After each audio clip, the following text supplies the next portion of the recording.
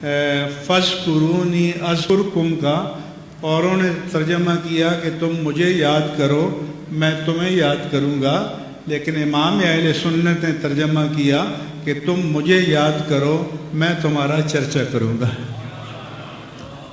तो उन्होंने अल्लाह को याद किया, न वो पीर थे न मीर थे न वो ज़ाहरी तक़द्दुस जो होता है वो था।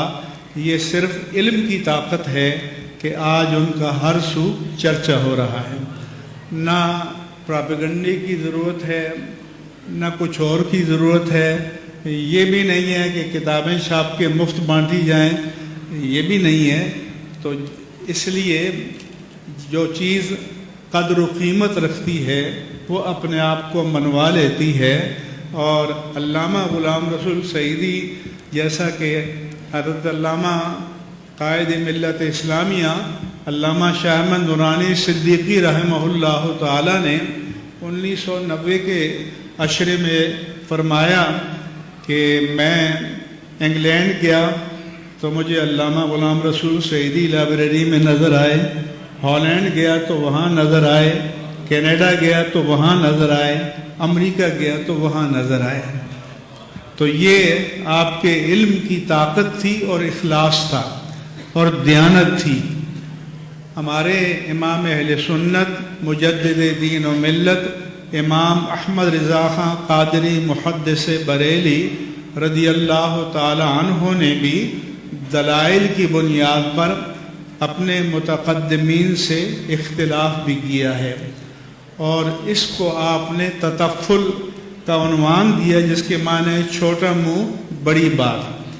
तो बात यह है कि मुसल्लमा अकायद में इन्हिराफ न हो, मसलकी मुसल्लमात में इन्हिराफ न हो। जहाँ तक मुज्तहद फ़ी मसाइल का ताल्लुक़ है तो उसमें अपने दलाइल की बुनियाद पर कोई अपनी राय कायम कर सकता है और दूसरा इख्तिलाफ करना चाहे तो दलाइल की बुनियाद पर इख्तिलाफ कर ले और फिर इल्म के बाज़ार में दोनों चीज़ें आ जाएंगी और जिस चीज़ का वज़न होगा वो कहते हैं कि अब हवाएं ही करेंगी रोशनी का फ़ैसला, जिस दिए में जान होगी वो दिया रह जाएगा। तो जिस दिए को हमारे मेहरबान बुझाना चाहते थे आज वो दिया किस तरह से रोशन है और दुनिया में अपनी रोशनी फैला रहा है।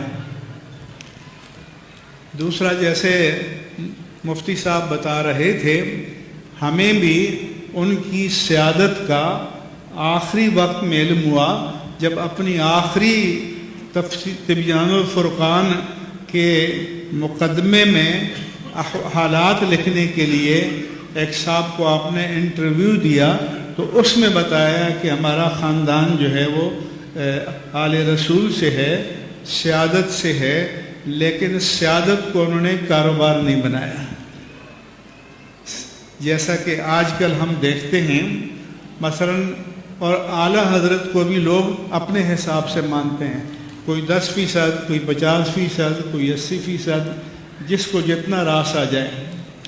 मसलन आला हज़रत की ये इबारत तो बहुत अच्छी लगती है कि सैयद बदमज़हब भी हो और उसकी बदमज़हबी हद कुफ्र को न पहुँचे तो उसकी ताज़ीम करनी चाहिए, लेकिन साथ ये भी तो फ़र्क करो कि ताज़ीम तो करेंगे निस्बत नसब की, लेकिन बदमज़हबी से बरात का ऐलान भी करेंगे।